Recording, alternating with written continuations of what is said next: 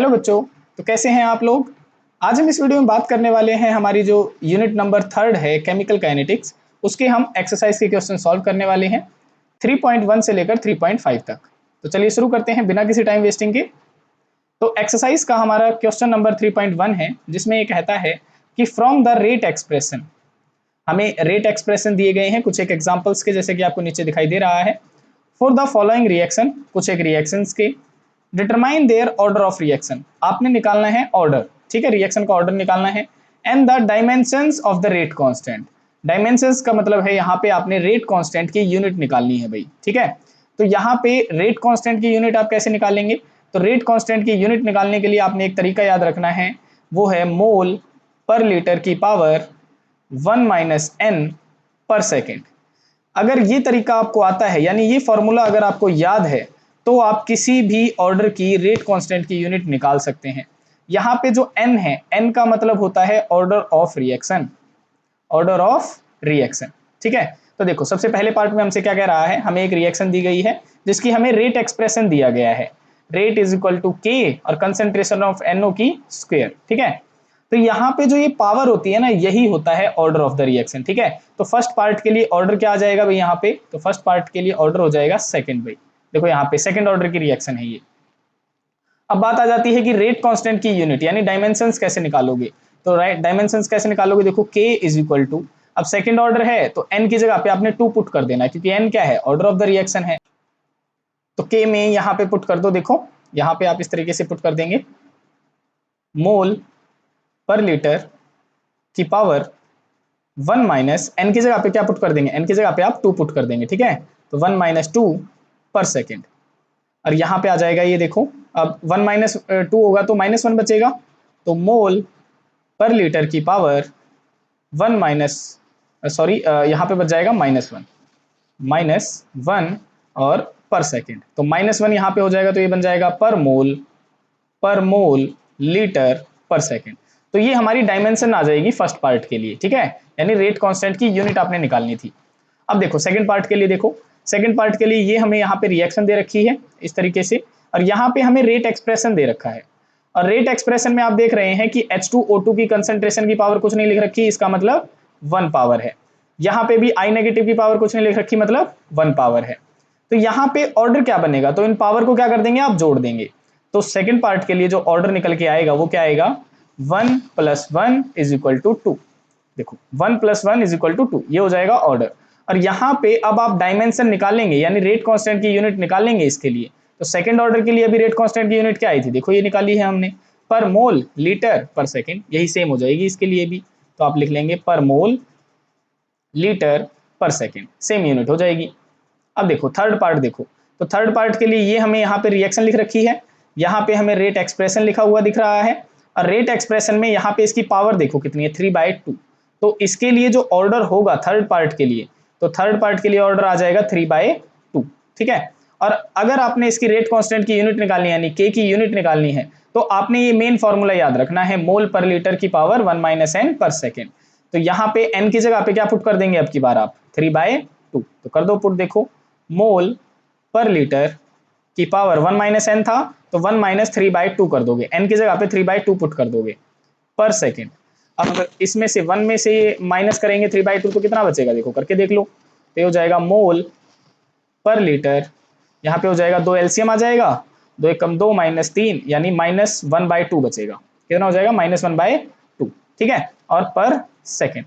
अब ये minus power इस पे मोल पे लग जाएगी, तो के की यूनिट बन जाएगी, मोल की तो पावर बन जाएगी अब की बार -1/2, ठीक है, और लीटर की पावर बन जाएगी +1/2, लीटर की बन जाएगी +1/2, और पर सेकेंड है। तो ये हमारी इसके लिए वो आ गई, रेट कांस्टेंट की डायमेंशन आ गई। फोर्थ पार्ट में क्या कहता है, ये हमें रिएक्शन लिखी हुई दिख रखी है, और यहाँ पे हमें रेट एक्सप्रेशन दे रखा है। तो इसके लिए देखो इसकी कंसंट्रेशन की पावर कुछ नहीं लिख रखी, मतलब यहाँ पे 1 होगा, तो ऑर्डर क्या बन जाएगा, ऑर्डर इसका 1 बन जाएगा, ऑर्डर तो इसका 1 बन गया। और रेट कांस्टेंट की फिर डायमेंशन कैसे निकालोगे, तो उसके लिए आपने ये फार्मूला याद रखना है। और यहाँ पे अगर ऑर्डर 1 है तो एन की जगह पे क्या पुट कर दोगे, 1 पुट कर दोगे। अब यहाँ पे देखो इसके में 1 पुट करोगे तो 1 - 1 क्या हो जाएगा, 0, और किसी की पावर अगर 0 बनेगी तो वो क्या हो जाएगा, वो तो 1 बन जाएगा, तो बचेगा क्या, केवल पर सेकेंड बचेगा। तो यहाँ पे रेट कांस्टेंट की यूनिट कितनी आ जाएगी, पर सेकेंड आएगी भाई फर्स्ट ऑर्डर के लिए। तो ये था हमारा फर्स्ट क्वेश्चन। अब हम नेक्स्ट देखते हैं। देखो नेक्स्ट क्वेश्चन है हमारा कि फॉर द रिएक्शन, हमें यहाँ पे रिएक्शन दे रखी है भाई, ये वाली हमें कुछ रिएक्शन दे रखी है। कहता है कि द रेट, यानी रेट एक्सप्रेशन हमें लिखा हुआ दे दिया के कंसेंट्रेशन ऑफ ए और बी की कंसेंट्रेशन की स्क्वायर, यानी रेट एक्सप्रेशन लिख दिया है। हम यहाँ पे लिख लेते हैं कि रेट है के कंसेंट्रेशन ऑफ ए और बी की कंसेंट्रेशन का स्क्वायर। कहता है के की वैल्यू है इतनी 2.0 मल्टीप्लाई 10⁻⁻⁶। तो यहाँ पे अगर मैं के की वैल्यू लिख दूं 2.0 मल्टीप्लाई 10⁻⁻⁶, ये उसकी यूनिट लिख रखी है। Calculate the initial rate of reaction, कहता है कि इनिशियल रेट ऑफ रिएक्शन निकालो, यानी रेट ऑफ रिएक्शन ही आपने निकालना है, कंफ्यूज नहीं होना है, ठीक है। When concentration of A is this and concentration of B is this, तो ए और बी की कंसंट्रेशन हमें दे रखी है, तो ए और बी की जगह पे यहाँ पे वैल्यू पुट कर देंगे। तो ए की कंसंट्रेशन कितनी है 0.1, तो 0.1 पुट कर दिया। बी की कंसंट्रेशन कितनी है 0.2, तो 0.2 पुट कर दिया, और इसकी स्क्वायर लगा दिया आपने, कर दिया। अब इससे सॉल्व करते हैं। देखो 2.0 मल्टीप्लाई 10⁻⁻⁶ इंटू में 0.1, और यहाँ पे हो जाएगा, इसे जब आप स्क्वायर करेंगे तो ये बन जाएगा 0.04, ठीक है। जब 0.2 मल्टीप्लाई 0.2 करेंगे आप तभी आ जाएगा। अब फर्दर इसे सॉल्व करते हैं। 2.0 मल्टीप्लाई 10⁻⁻⁶, इसे मैं लिख सकता हूँ 10⁻⁻1, बिल्कुल लिख सकता हूँ। मल्टीप्लाई इसे मैं लिख सकता हूँ 4 मल्टीप्लाई 10⁻⁻2, बिल्कुल लिख सकता हूँ। अब देखो -2, 10⁻⁻2, 10⁻⁻1 और 10⁻⁻6, इनकी पावर जुड़ जाएंगी, तो ये बन जाएगी 10⁻⁻9 बन जाएगा। तो ये तो बन गया 10⁻⁻9, और यहाँ पे देखो 2 बच गया यहाँ पे, ठीक है, और इधर 4 बच गया, तो 2 चौके 8, यानी मल्टीप्लाई में 8 आ जाएगा। और जो यूनिट रहेगी, तो रेट की यूनिट क्या होती है, रेट की यूनिट होती है मोल पर लीटर पर सेकेंड, तो ये हमारी यूनिट हो जाएगी, ठीक है। तो ये जो हमारा रेट आया है ना, ये रेट आया है हमारा इनिशियल रेट, ठीक है। तो ये तो हमारा निकल गया। फर्दर वो क्या कहता है, calculate the rate of reaction. अब आप रेट ऑफ रिएक्शन निकालो जब ए की कंसेंट्रेशन कितनी हो जाती है, रिड्यूस होके यानी कम होके 0.06 मोल पर लीटर रह जाती है। तो यहाँ पे करना आपने कुछ नहीं है, सिर्फ ए की जगह पे पहले हमने क्या लिखा था, देखो हमने पहले लिखा था 0.1, अब की बार इसकी जगह पे क्या आ जाएगा 0.06 आ जाएगा, बस ये बात वो कह रहा है। तो रेट निकाल लो भाई। देखो तो रेट कैसे निकलेगा, रेट निकलेगा के कंसेंट्रेशन ऑफ ए इंटू में कंसेंट्रेशन ऑफ बी की पावर 2, देखो ये वाला रेट है ना। अब यहाँ पे के की वैल्यू कितनी थी, तो के की वैल्यू थी हमारी सेम 2.0 मल्टीप्लाई 10⁻⁻⁶, ये वैल्यू तो हमारी सेम थी। अब ए की कंसेंट्रेशन कितनी हो चुकी है 0.06 हो चुकी है, तो 0.06 लिख दिया। मल्टीप्लाई में बी की कंसेंट्रेशन कितनी है, तो बी की तो सेम ही रहेगी क्योंकि इसमें कोई चेंज नहीं है, तो 0.2 का स्क्वायर हो गया, ठीक है। इसे फर्दर सॉल्व करो आगे, तो 2.0 मल्टीप्लाई 10⁻⁻6, और इसे मैं लिख सकता हूं मल्टीप्लाई 6 इंटू 10⁻⁻2, इसे मैं लिख सकता हूं, ठीक है, इस तरीके से। और इसे हम कैसे लिख सकते हैं, इसे मैं लिख सकता हूं मल्टीप्लाई 0.04, ये बन जाएगा हमारा, है ना। तो देखो ये तो पावर जुड़ जाएंगी 10 वाली, यानी 6 और 2 कितना हो जाएगा 8 हो जाएगा, और इनकी हम मल्टीप्लाई कर देते हैं तो ये हो जाएगा 12, है ना।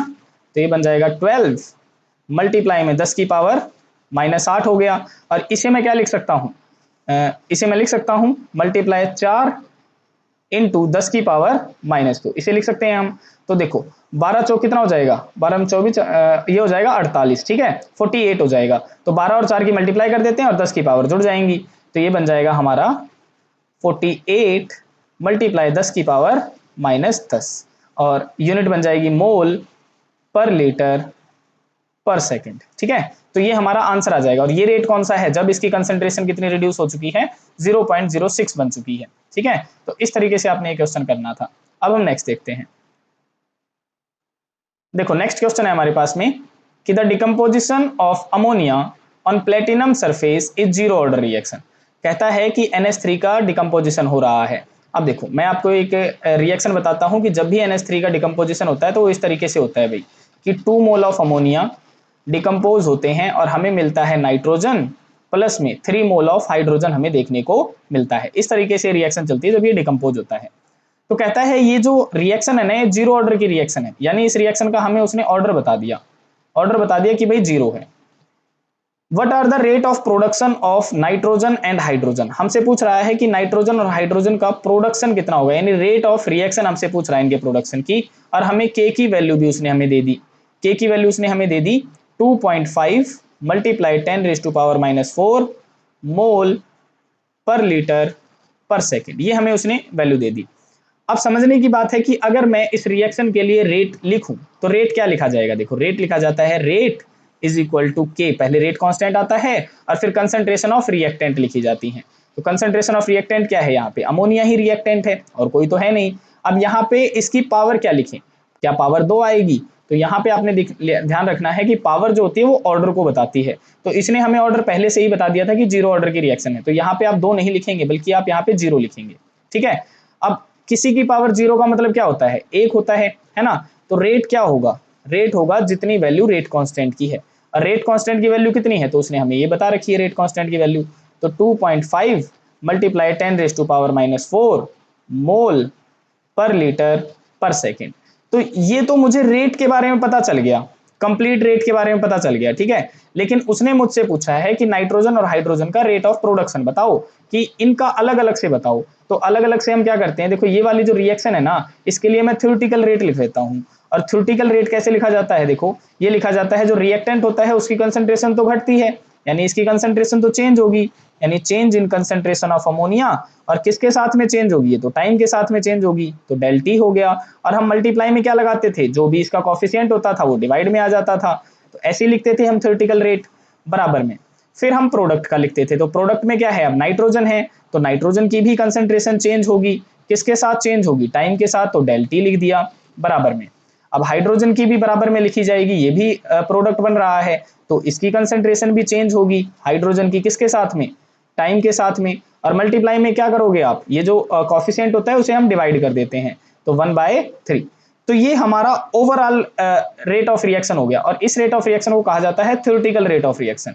और यहाँ पे जो ये वाला रेट ऑफ रिएक्शन लिखा था ना हमने, इसे कहा जाता है एक्सपेरिमेंटल रेट ऑफ रिएक्शन, ठीक है। तो अब मुझे तो पता है कि कंप्लीट रेट ऑफ रिएक्शन क्या था, देखो इसकी जो रेट ऑफ रिएक्शन था वो रेट ऑफ रिएक्शन हमारा ये आया था 2.5 मल्टीप्लाई 10⁻⁻⁴, है ना, ये आया था। तो यहाँ पे जो इसका होगा वही इसका होगा, क्योंकि ये दोनों क्या है, ये दोनों तो बराबर हैं।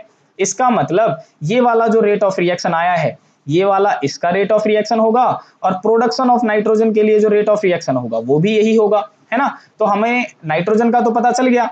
अब बात आ जाती है हाइड्रोजन की, तो हाइड्रोजन का प्रोडक्शन कैसे होगा, देखो हमसे इसकी वैल्यू पूछ रहा है, जो मल्टीप्लाई में होते हैं ना उसका हमसे कोई लेना देना नहीं होता है। तो अगर इसकी वैल्यू पूछ रहा है तो मैं क्या करूंगा, ये वाला 3 इधर को ले जाऊंगा, है ना, ऐसा ही करूंगा। तो रेट क्या हो जाएगा, देखो रेट हो जाएगा rate of production of hydrogen, भाई प्रोडक्शन ऑफ हाइड्रोजन। तो हाइड्रोजन के लिए प्रोडक्शन अब कैसे करेंगे, 3 मल्टीप्लाई में जो भी रेट है कंप्लीट रिएक्शन का उससे मल्टीप्लाई कर देंगे, क्योंकि 3 ये रहा, 3 उधर जाएगा तो मल्टीप्लाई में हो जाएगा, है ना, रेट से। तो 3 मल्टीप्लाई में रेट कर दिया, तो 3 मल्टीप्लाई में रेट कितना है, रेट ये रहा 2.5 मल्टीप्लाई में 10⁻⁻⁴। अब जब हम इसकी मल्टीप्लाई करेंगे तो कितना हो जाएगा, 25×75 यानी 7.5 मल्टीप्लाई 10⁻⁻⁴ मोल पर लीटर पर सेकेंड। तो ये इसका rate of production of hydrogen हो गया, और नाइट्रोजन के प्रोडक्शन का रेट ये सेम है, और कंप्लीट रेट ऑफ रिएक्शन भी ये सेम है। तो इस तरीके से आपने क्वेश्चन करना था। अब हम नेक्स्ट देख लेते हैं। देखो नेक्स्ट क्वेश्चन है हमारे पास में, the decomposition of di methyl ether, कह रहा है कि जो डाई मिथाइल ईथर है उसका डिकम्पोजिशन हो रहा है, leads to the formation of methane hydrogen and CO।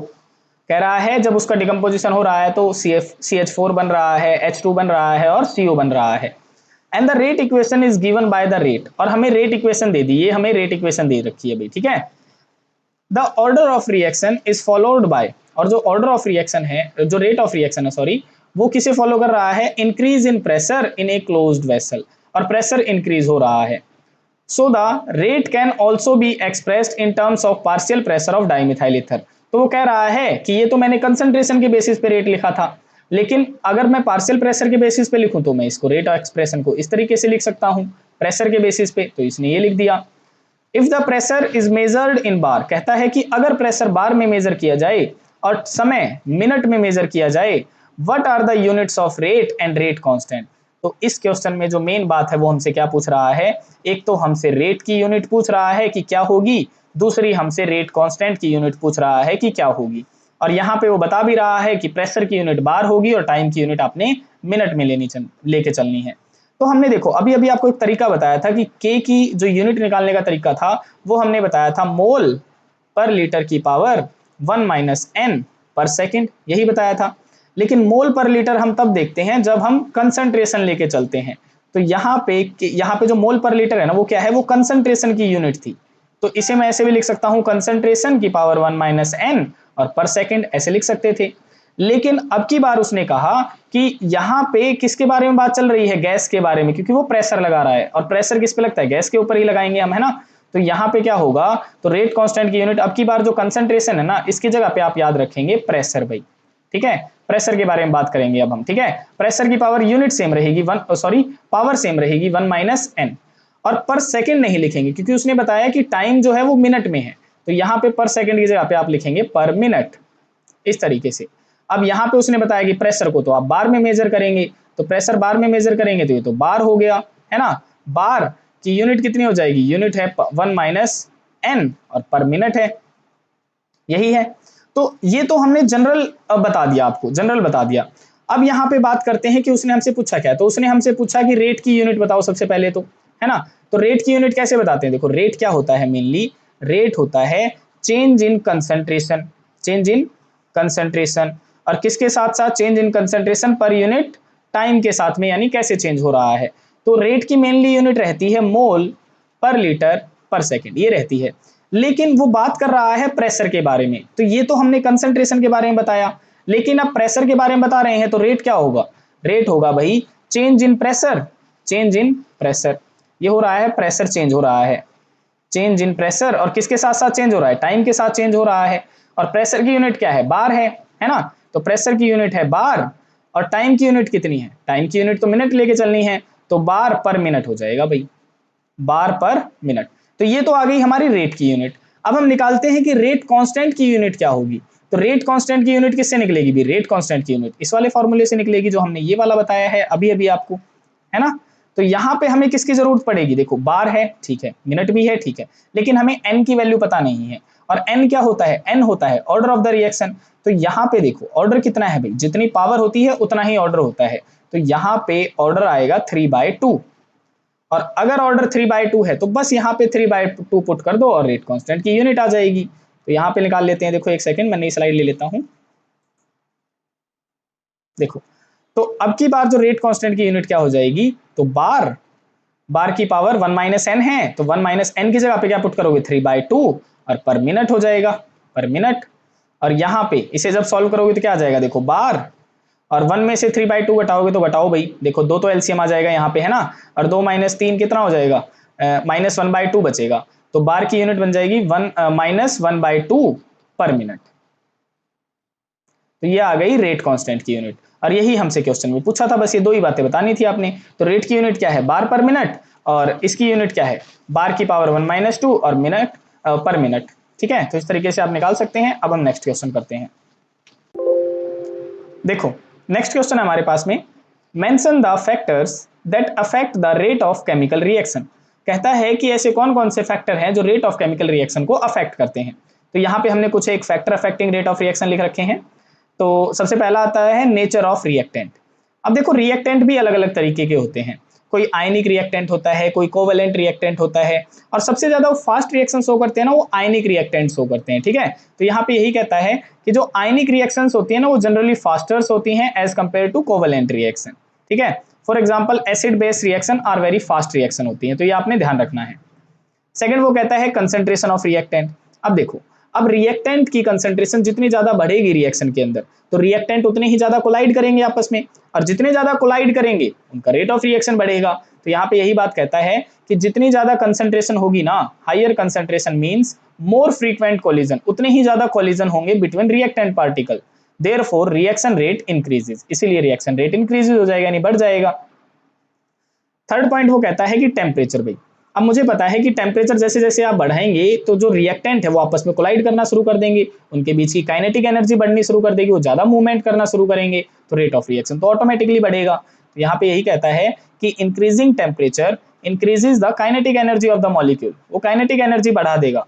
More molecules acquire activation energy, और ज्यादा से ज्यादा मॉलिक्यूल के पास में एक्टिवेशन एनर्जी आ जाएगी ताकि रिएक्टेंट किस में कन्वर्ट हो सके, प्रोडक्ट में कन्वर्ट हो सके। So the reaction rate increases.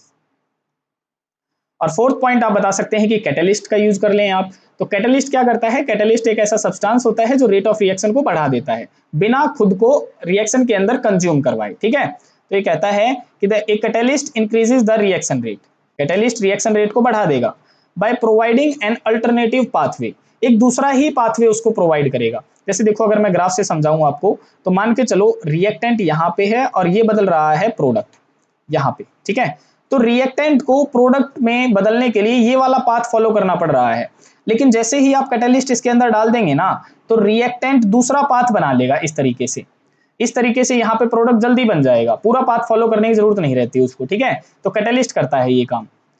It remains chemically unchanged after the reaction, और जब रिएक्शन खत्म हो जाती है तो बिल्कुल अनचेंज्ड, यानी उसके अंदर कोई चेंज नहीं होता, वो एज इट इज बाहर आ जाता है। पांचवा है प्रेशर।